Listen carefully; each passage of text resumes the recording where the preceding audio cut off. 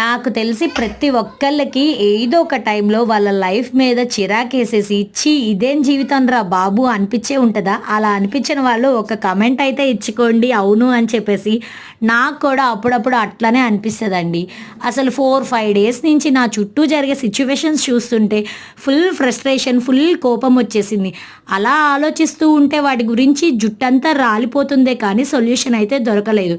ఇంకొన్ని రోజులు కనుక ఇట్లానే ఉంటే జుట్టు మొత్తం రాలిపోయి బోడిగుండు అయిపోయిద్దేమో కానీ సొల్యూషన్ దొరకదు.